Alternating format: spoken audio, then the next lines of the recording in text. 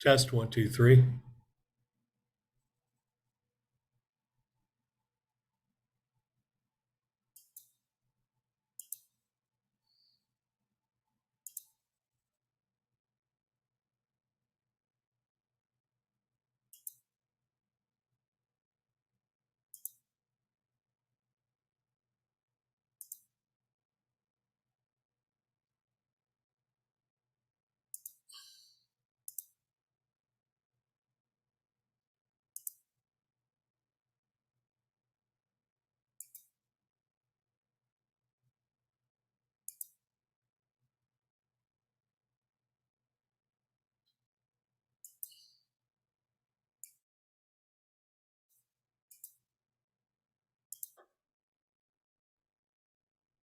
Test 1, 2, 3.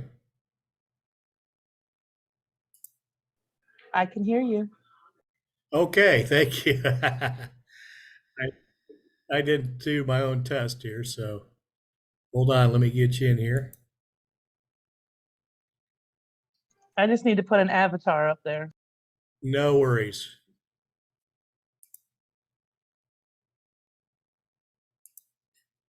Give me just a couple seconds and we'll get going here. Take your time.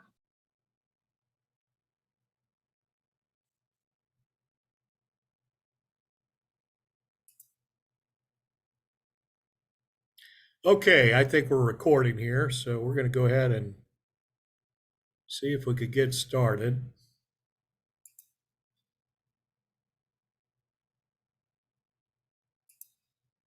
Let me pull up my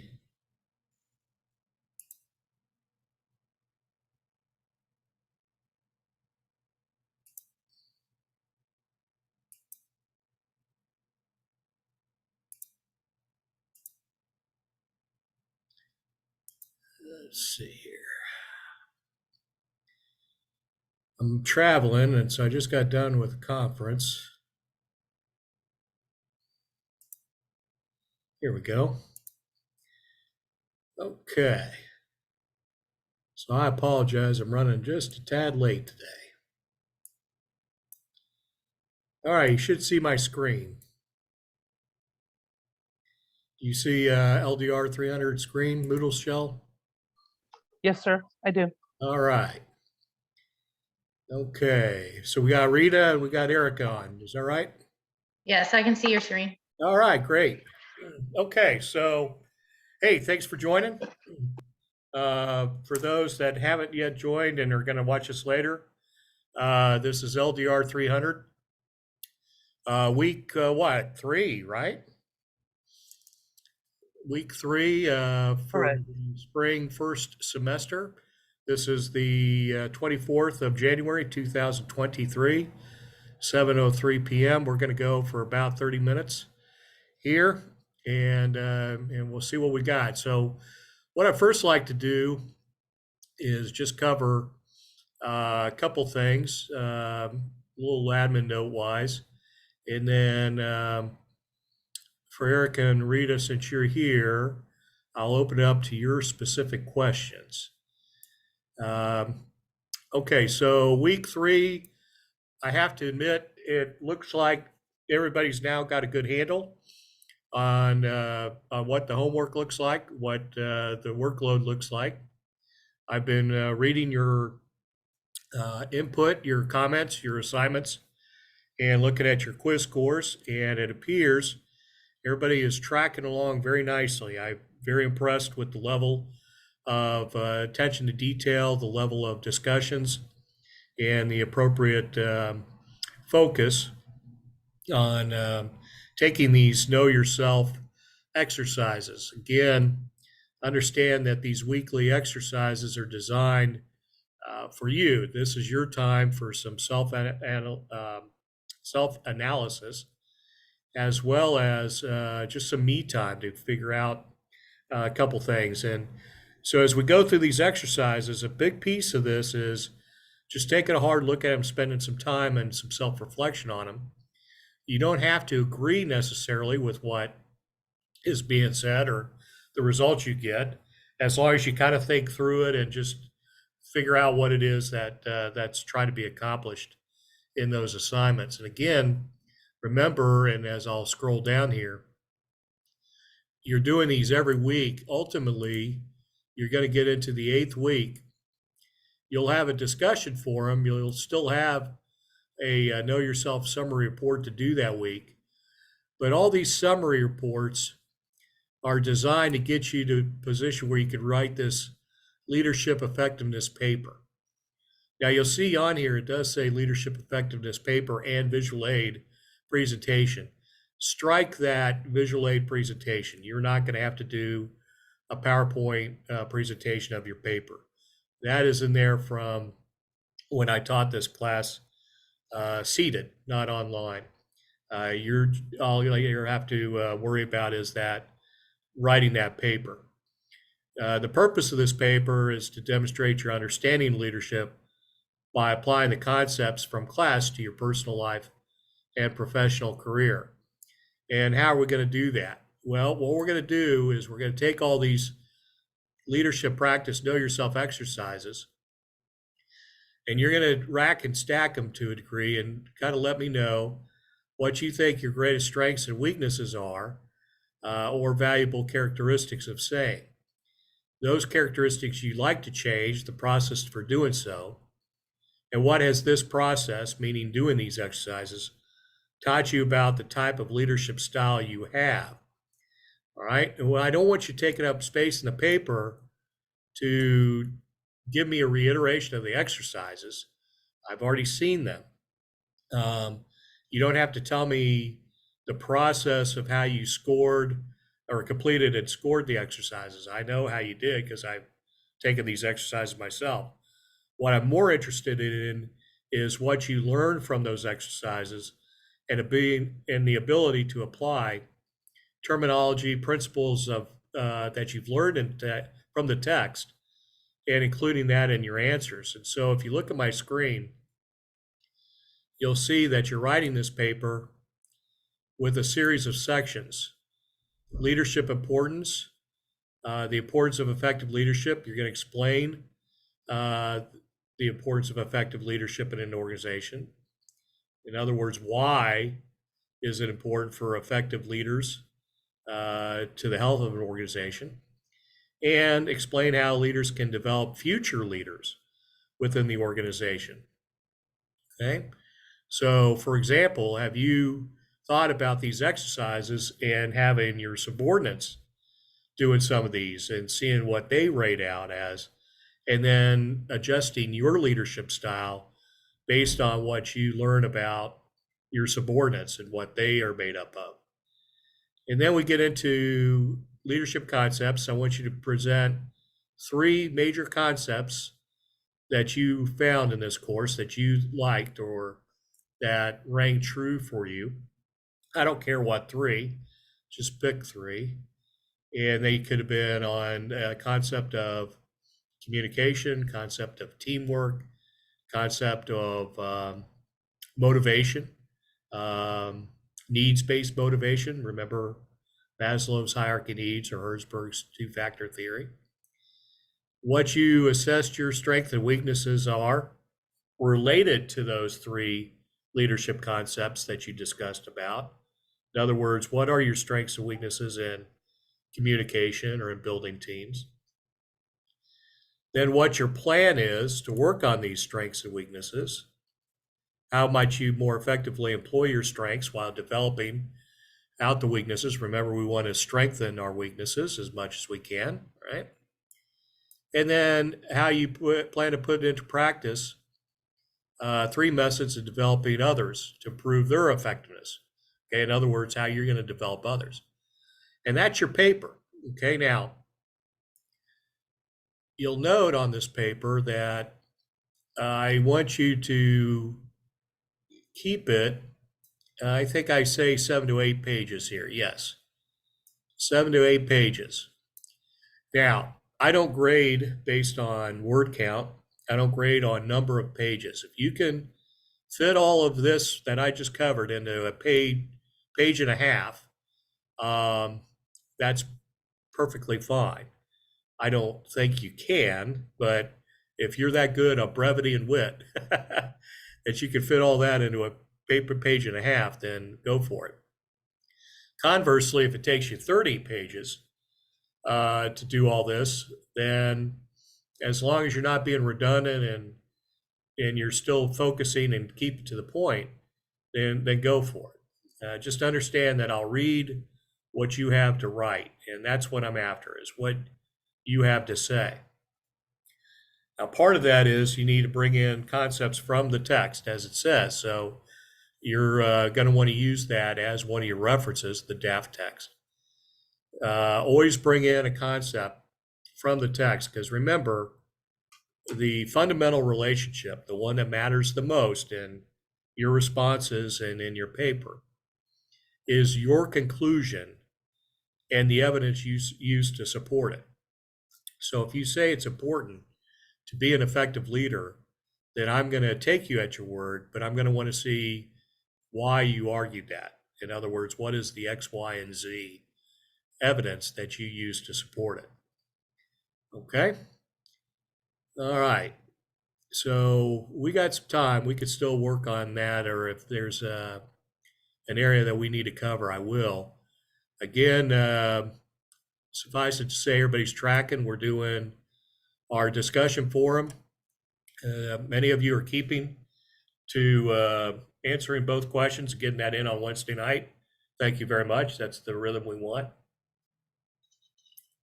Excuse me, I need to take a sip of water there. Then we get into posting, right? Your response to 2 other students. This is how we're helping each other learn. And believe me, I'm getting a lot out of what I'm reading. So I appreciate what you all have to share. This past week, you left me wanting some more. It was good stuff. And then you get a quiz. Quite honestly, the quiz is pretty basic, I think you all have found. And that's, quite frankly, making sure that you all have read the text. Okay? With all that, that pretty much sums up how you're being evaluated on this course and whether we're meeting the objectives that were found in the syllabus. That's why you take a graded requirement. That's why you turned in a marked requirement, if you will, is so we can make that assessment. So I post your grades as soon as I grade your work. You'll notice that I typically will get an answer to you on your discussion forum on Thursday, and that I will post your forum discussion grades once I've read everybody's postings. That's usually on a Saturday when I post those grades. And then on Sunday, I'll usually will grade your exercises and post those grades. The quiz grades should post when you've finished the quiz. And when I do provide the grades, which is a form of feedback, so if you were consistently getting 98s, 99s, and you ask me what you need to do to improve, suffice it to say, I'm probably going to tell you not much, because quite frankly, that's a good score. But I also provide you some written feedback, and that is posted in the forum for the discussion, and then it's provided to you on the link for the weekly assignment. And if anybody's having a hard time finding that, let me know. And with that, I'll open it up. Oh, I think we got Melissa waiting to join us. Is that right? Melissa, you with us? Yes, I'm here. All right. And I thought I was running late today. That's the way. Hey, these Zoom sessions are not mandatory. Again, this is your time. And so I kind of conduct these like, if you will, office hours. So who was first on, Erica or Rita? Rita, I think you were the first, right? I think so. Did you? I really don't have any questions. Okay. How I about appreciate it. the observations?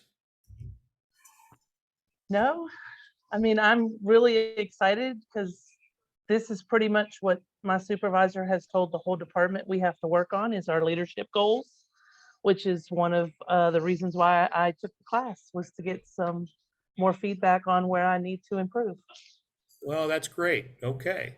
So you probably see kind of some method behind the madness in my questions that I ask. And first week, remember, I asked a lot of you if you thought leadership was an art and a science.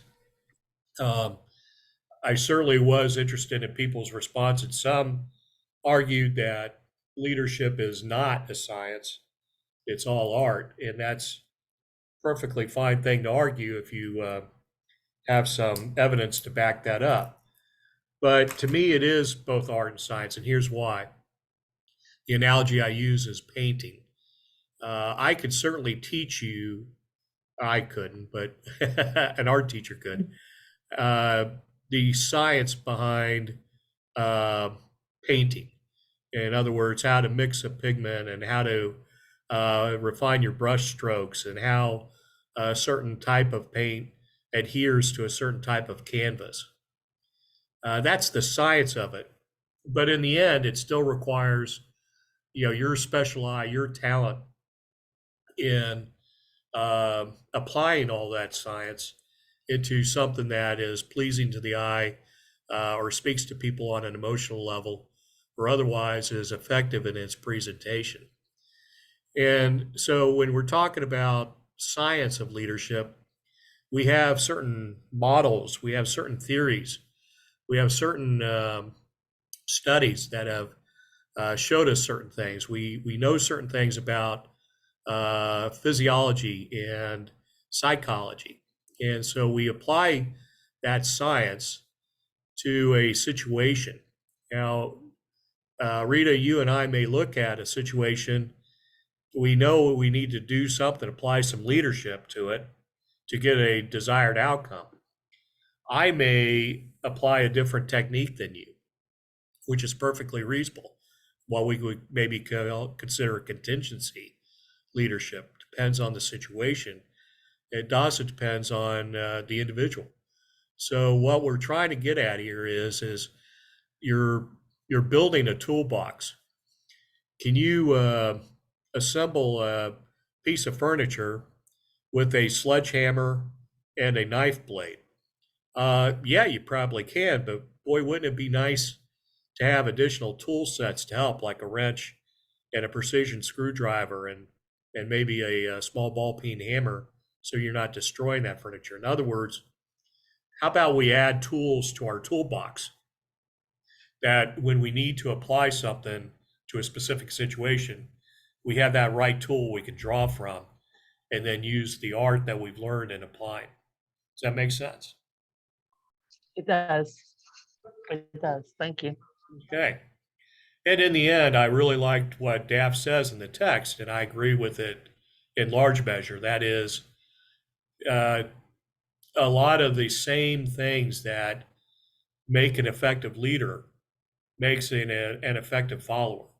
And that issue of subordinate leadership makes perfect sense. If we are all working in the same goal and we see what needs to be done, the aphorism that applies is the old "a rising tide lifts all boats."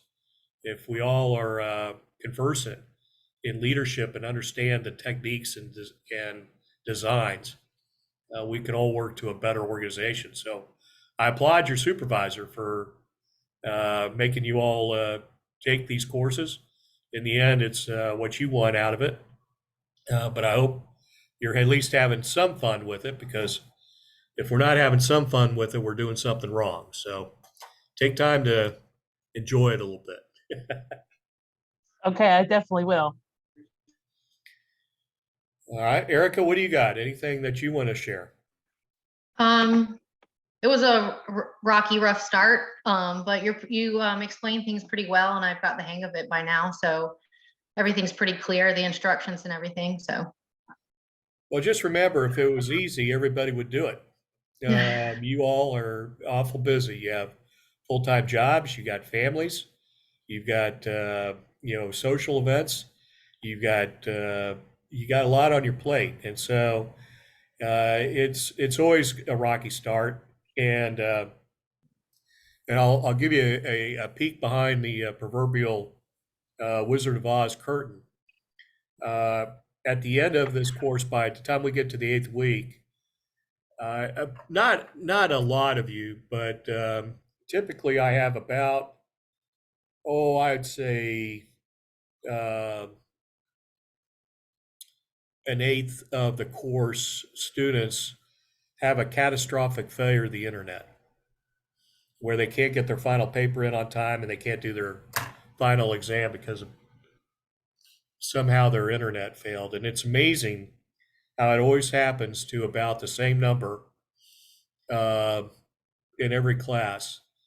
And having taught for a few years now, um, you think you've seen it all. We haven't seen it all, but it's funny how certain things just happen. And so we know that in week one, a certain number are not going to have the textbook.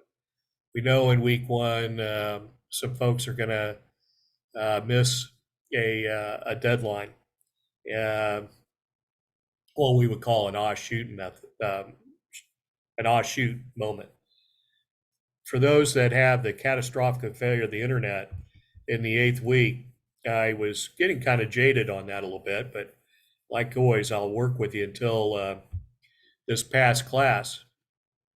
And I don't know if it was you, Melissa. I think it was. Not to put you on the spot, but I had a student call and tell me that they couldn't get the some of the final work in because their internet went out.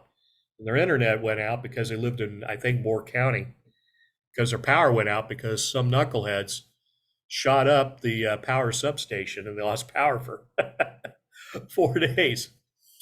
So here's a case where, yeah, no kidding.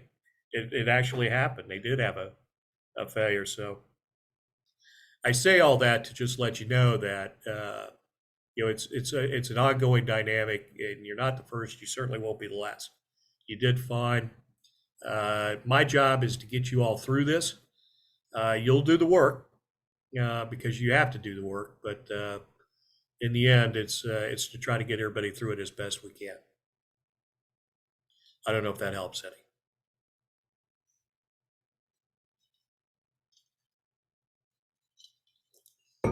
How about you, Melissa? Anything you got? Um, no, I'm just working on that homework for tomorrow. The F.E.A.R. Yeah, this is one of my favorite chapters. I'll be honest with you. Yeah, can we So- like discuss that a little bit? Just Sure. So thanks. to give you a little background on me, I used to teach for Marine Corps University for a number of years. And that was, there's levels of school with that Marines have to take, particular Marine officers. And so I taught Marine officers. The entry level course that the lieutenants have to go through is called the basic school, hence the name basics. And then captains go through what's called career level school. And then majors go through what's called intermediate level school. And then colonels go through what's called top level school. So I taught basics, expeditionary warfare, meaning the career level, and I've taught command and staff, which is intermediate level. And part of that coursework is obviously tactics, techniques, weapon systems, formations, things of just how we go about prosecuting battles and campaigns. But part of it is getting into organizational leadership. And some of that leadership is things that we have learned to do to teach young men and women how to handle fear, how to react in dangerous situations, i.e., when you're being shot or being blown up. And it probably doesn't surprise you to know that there are physiological responses to situations.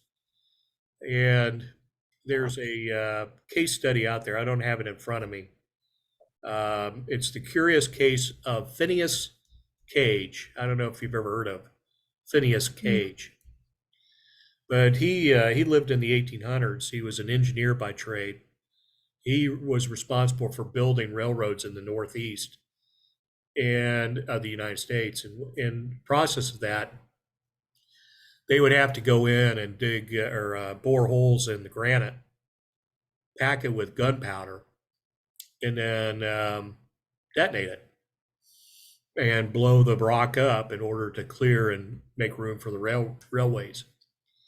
You can imagine that's pretty dangerous when you're drilling into rock and then you're packing gunpowder into it and then lighting it off.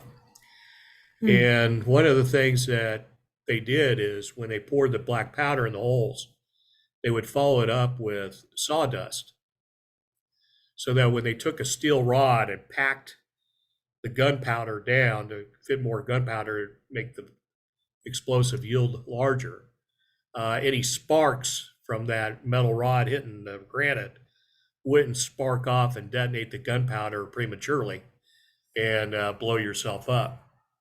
Well, unfortunately, Phineas was packing a hole. Somebody had forgotten or hadn't put the sawdust in it yet. And sure enough, he sparked off a explosion that drove that steel rod up through his face and his head. And it took a massive amount of his frontal lobe. And he survived, actually. And he became one of the first test subjects on physiological aspects of brain. And whereas he was a very calm, collected, focused engineer, emotionally stable, very cerebral in his thought processes and his logical approach to his duties, after the accident, he was an emotional wreck. And what they determined is a lot of our forward thinking is in that frontal lobe, that sense of being able to be focused on a situation, to do analysis and not succumb to the emotional drives that we all have. And so you learn that there are two walnut-sized nodes in the frontal cerebral cortex, the amygdalas, and they control bodily functions. And so in a situation where fear is in coming in, is these two glands shut down certain bodily functions. So nobody ever in fear has said, hey, you know what, I'm really hungry right now. Or, hey, you know what, I'm really attracted to this person. And so certain bodily functions are shut down to assist the body in handling that crisis situation. And so in the Marine Corps, we tell people in time of crisis, stand by for stupidity, because literally a lot of your brain is shut down so you can focus on fight or flight. And that's why you teach repetitively. And that's why we teach muscle memory. And that's why we practice and practice and practice, not so that you get it right, so that you don't get it wrong. Because in a fearful situation or a crisis, you don't rise to the challenge, you default to your level of training. And that's kind of where we're heading here with chapter 6, when we're talking about courage, the mental and moral strength. It's not just spiritual. It is, and it's not just cognitive. It is also physical. There are things physically going on with your body that will help or hinder you in engaging in, persevering through, or withstanding difficulty, danger, or fear. And then we take that one step further. Something that I liked is where we're talking about providing an example of your own life where anxiety had prevented you from doing what you need to do. In other words, the difference between fear, F.E.A.R, and F.E.A.R, as you saw it. I think it's page 225. I hope it is. False evidence appearing real. In other words, you don't know what's going to happen, but you let that anxiety prevent you from doing something. And so this is something that we, as leaders, need to understand our own reactions and why we're doing these things. Just because you may not be thinking clearly in a crisis situation doesn't mean you're a coward. It doesn't mean you're stupid. It just means your body has shut down certain things. And so, as better you can prepare yourself for a future event, the less amount of F.E.A.R, false evidence, appearing real. Preparation helps you in future events. And so part of that piece where we talk about building resiliency in our subordinates is preparing them for that fearful moment. That's why you see in enlisted boot camps or basic training for officers in the military, we subject the individual to stress to see how they react and to better build them that resiliency for when they're in a fearful or dangerous situation. And the same applies in your typical lives. You do it with your own children, I'm sure. You put them in situations to build them so that they can better handle a situation later on in life or however they're going through something. I hope some of this makes some sense. No, it does. So Thank you. what I'm asking you to do is, have you ever been in a situation where you didn't do something when you needed to? And obviously, this is you feeling comfortable enough to share. But I had, for example, a young Marine captain, when we were in Iraq, where I was taking a Iraqi brigade that I was advising up to the city of Mosul, the ancient city of Nineveh, believe it or not. And the captain was very concerned about the dangers that we were going to face, and literally used the word beseeched me. He beseeched me to call off the mission. And I wound up having to tell him, you're either going with us or you're going home, because we have to do it. We have to conduct this mission. And he was concerned on obviously loss of life. And I said, what do you think we're going to find up there? Because just like Jonah was afraid to go to Nineveh in the Old Testament, and again the city of Mosul, and he tried to actively avoid it, he found the wrath of God was a little bit worse, because ultimately, after he was spat out of the fish, what did Jonah do? He went to Nineveh. And when he got there, the reason he was afraid to get up there was he was afraid everybody was going to kill him. And when Jonah wound up arriving in Nineveh, they welcomed him. The city of Nineveh welcomed him with open arms and said, "Where you been? We've been waiting for you. We love you." So he went through all that, trying to avoid going somewhere, and whether or not you believe he was in the belly of a whale or large fish or what your belief system is. He went through all that misery just to find out that had he shown up in Nineveh, everybody would have welcomed him with open arms. It's fascinating.